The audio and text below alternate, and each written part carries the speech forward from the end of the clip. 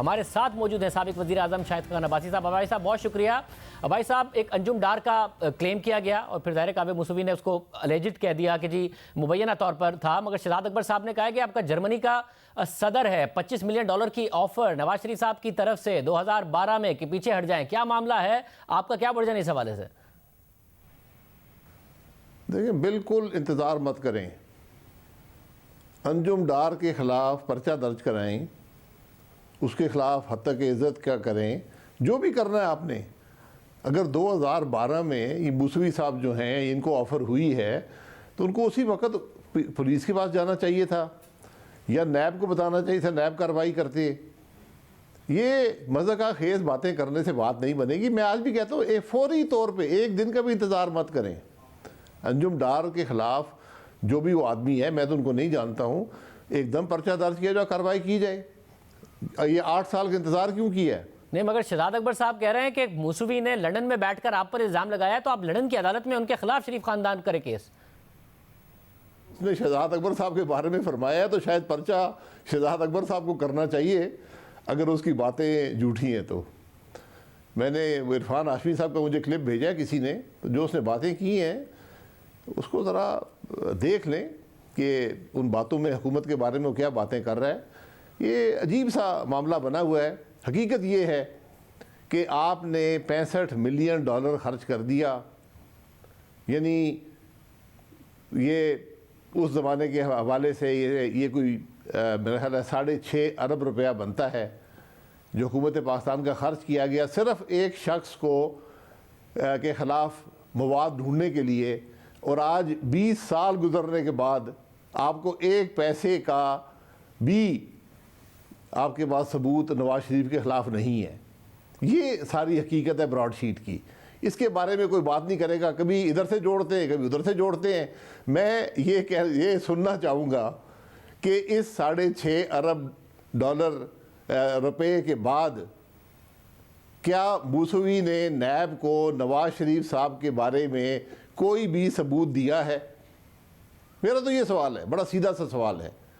صاحب مگر ایک سوال آپ سے ہے. موسوی کہہ رہے ہیں کہ 2017 میں جب آپ وزیر اعظم تھے اس وقت یہ $1 ارب سعودی عرب سے جو منتقل ہوئے اس اکاؤنٹ کی انفارمیشن کہ ایک پاکستانی کا اکاؤنٹ ہے آپ کی حکومت کو دی گئی, نیب کو دی گئی اور اس کے بعد اس حکومت کو بھی دی گئی, مگر اس حکومت میں کسی نے آ کے کمیشن کے اندر کمیشن مانگ لیا, کٹ مانگ لیا.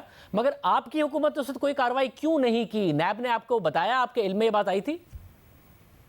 میں نے یہ بات عرفان ہاشمی صاحب کے جو مجھے کلپ بھیجا گیا ہے اس میں دیکھی ہے, اور یہ موسوی صاحب نے جو بات کہی ہے انہوں نے کہا ہے کہ میں نے نیب کو یہ بات کی تھی اور انہوں نے کوئی کارروائی نہیں کی, ان کو میں نے کوئی ثبوت دیا تھا. جو جتنا عرصہ نواز شریف صاحب اقتدار میں رہے ہیں, جتنا عرصہ میں رہا ہوں, ہم نے کبھی نیب سے کوئی رابطہ نہیں کیا, نہ ان کو کہا کہ کسی پر کارروائی کریں یا نہ کریں. یہ ہمارا کام نہیں ہے. یہ نیب ایک خود مختار ادارہ ہے, وہ اپنی انکوائریز کرتا ہے, اپنی انویسٹیگیشنز کرتا ہے. براڈ شیٹ کا معاہدہ بھی اس نے خود کیا, براڈ شیٹ کو پیمنٹ بھی نیب نے کی, اس کا کم از کم ہماری حکومت سے کوئی تعلق نہیں ہے. موجودہ حکومت جو ہے یہ پورا دعویٰ کرتی ہے کہ ہم نے وزیر بھی رکھے ہوئے ہیں جو اکاؤنٹیبلٹی کرتے ہیں, جو نیب سے کوارڈینیشن کرتے ہیں, اور یہ بھی ثبوت موجود ہے کہ یہ حکومت نیب کے چیئرمین کو بلیک میل کرتی ہے, ان کے ذریعے پولیٹیکل انجینئرنگ کرواتی ہے. اور یہ باتیں جو موسوی صاحب کا کلپ ہے اس کے اندر بھی موجود ہیں کہ اس نے کہا کہ میں نے مشرف کے زمانے میں بھی نام دیے اور ان ناموں پر کارروائی نہیں ہوئی. آپ اس میں یہ بات ضرور محسوس کریں کہ یہ شخص یہ باتیں کیوں کر رہا ہے. یہ باتیں اس لیے کر رہا ہے کہ اس کو پیسہ ملتا تھا, جو ریکوری ہوتی تھی اس کا حصہ ملتا تھا. تو اگر ایک صاحب کے بارے میں کوئی مواد وہ ڈھونڈ لے اور حکومت پاکستان کہے کہ نہیں اس کے خلاف کارروائی نہیں کرنی, تو اس کو اپنا حصہ نہیں ملتا تھا. اس لیے اس شخص کو تکلیف یہ ہے, اس کو پاکستان سے محبت نہیں ہے. لیکن پاکستان کے لیے ضروری یہ ہے کہ جس کے خلاف بھی آپ کو مواد ملا ہے آپ اس مواد کا پیچھا کریں, اس شخص کو پکڑیں. اگر $1 ارب آیا ہے تو بجائے اس کے کہ یہاں سے کوئی آدمی جائے اور وہ اس پیسے کا کٹ موسوی صاحب سے مانگنا شروع کر دے, پاکستان کی حکومت کو اس کا پورا پیچھا کر کے ریکوری کرنی چاہیے.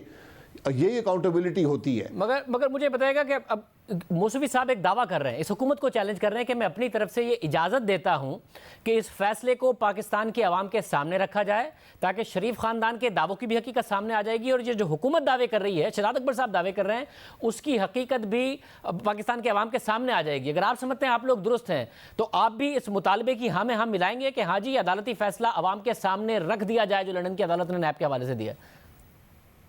آج جو سب سے بڑی ضرورت یہ ہے کہ جو فیصلہ براڈ شیٹ کے حق میں برطانوی حکومت برطانوی عدالت کا آیا ہے اس کو پبلک ڈاکیومنٹ کر دیں, اور ہم رائٹ ٹو انفارمیشن کے تحت یہ موو کریں گے کہ اس ڈاکیومنٹ کو پبلک کیا جائے کہ اس کے اندر یہ سب نام موجود ہیں.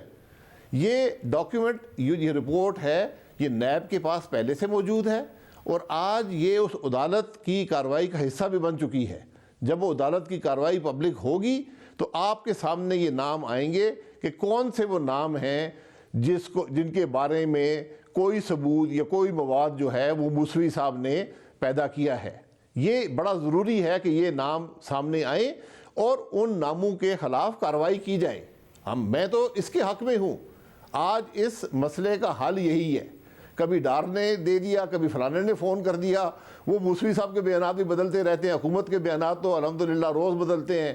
لیکن آج ضرورت اس بات کی ہے کہ نیب رپورٹ پبلک کرے. آج نیب بھی انڈر اسکروٹنی ہے, کیونکہ جو باتیں موسوی نے اس کلپ میں کہی ہیں کہ نیب مجھے کہتا تھا کہ فلانے کے خلاف کارروائی نہ کرو, فلانے کا نام نکال دو, فلانے کو کچھ نہ کہو, فلانے کو نہ ڈھونڈو, اور پوری کوشش ایک شخص پر ہوئی, نواز شریف پر.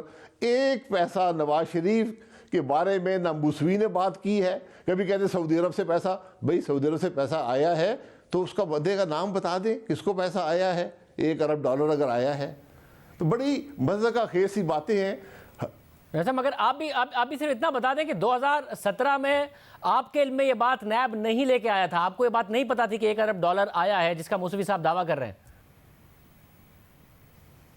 میں 10 مہینے پرائم منسٹر رہا ہوں, میری کوئی میٹنگ نیب سے نہیں ہوئی.